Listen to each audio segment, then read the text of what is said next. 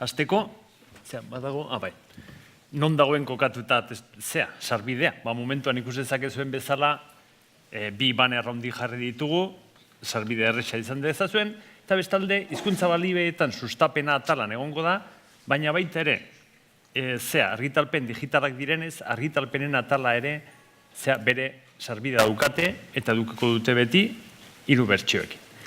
Azkar esplikatuko dizuet oso modu adierazpenetan sartuko gera, pixkate segituan.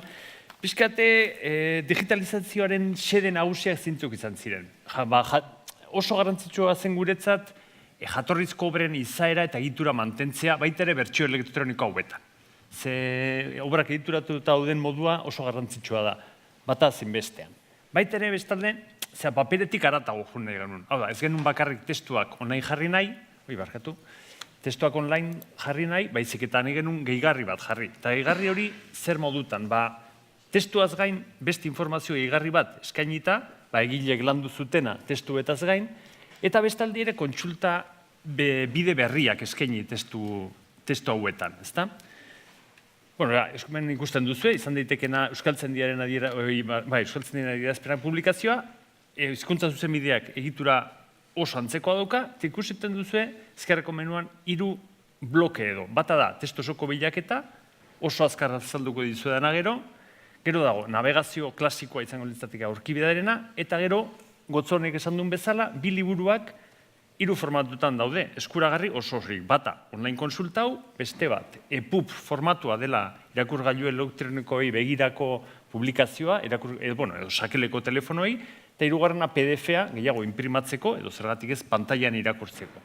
Beti, 3 formatuetan eskainiko dira, hemendik aurrera, 2 argitalpen hauek egundatzen direnean ere bai. Nahi izan duguna da polivalentzia bilatu ere.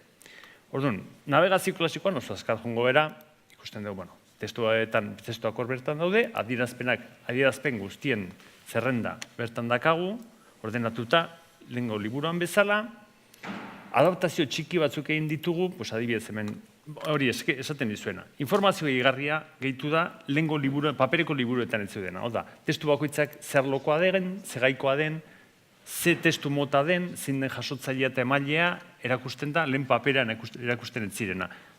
Eta gero, pixkat, adaptazio txiki bat adibidez, oinuarretan, topatzen duen, oinuarrak paperan normalean gora eta bere ibibarzera oinuak errak irakurtzeko, hemen egin ditugunak da ohar kontestualak bihurtu. Hau da, beti ere oinuarrak bere lekuan kokatuta daude. Ez duzu zertan zure bizta bere testutik desplazatu behar. Gero, beste berrikuntza, eta hau ere, da, indaitekela nolabait arloka hainbat ezaugarrikako iragazketa adierazpenetan. Gauza bera gertatzen da hizkuntza zuzenbidean, ez dut erakutsiko, ze denboraz larria gabiltza. Demagun adibidez, jakin nahi dugula ze adierazpen dauden edabidei buruz, hemen klikatuta, ikusten dugu ja 17 daudela, 17 adierazpen hauek daude edabidei buruz hitzein dutenak. Eta demagun 2016 urtean, 2 hauek daude. Piskat nolabait enduguna da, zerrenda zaratago, piskat ja selkatuta, eta edozen ezaugarriengatik iragazi daitezke adierazpenak. Gauza bera gertatzen da hizkuntza zuzenbidean.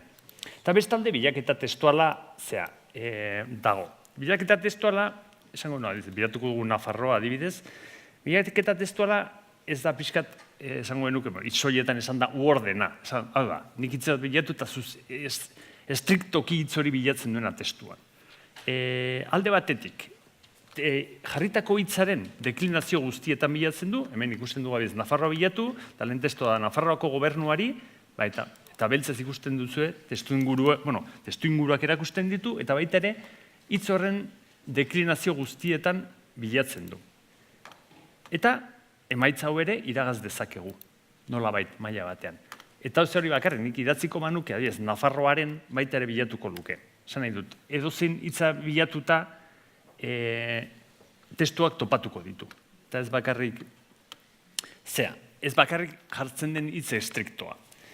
Bestalde pixkat, baita ere hitz konposatuen bilaketa egin daiteke, ez dut zertan hitz bakarrik izan behar, foru legea bidazten bali madet,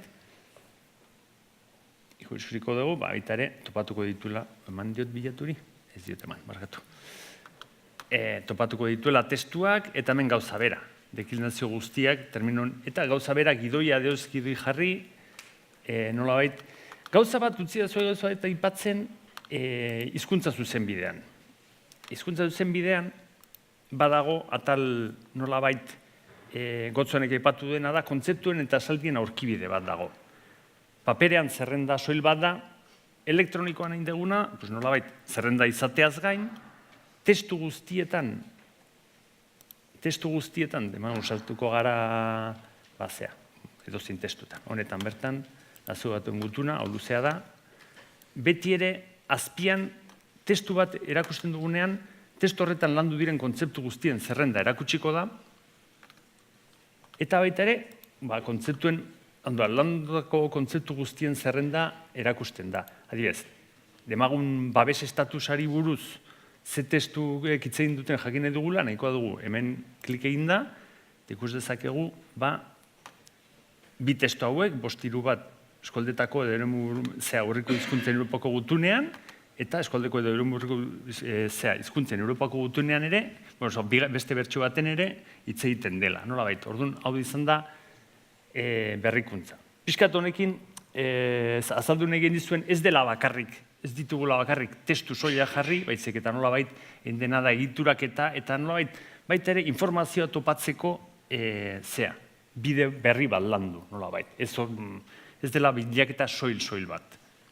Hori da, honetaz gain noski integratu da webgunaren bilatzaile nagusian. Testu guztiak ere, bilatzaile nagusian bilatuta, testu hauek ere aurkitu daitezke zuzenean. Ez dago, ez dut orain denboraz faltaz gabiltzan ez dezke asko zere gehiago luzatuko. Eskerrik asko.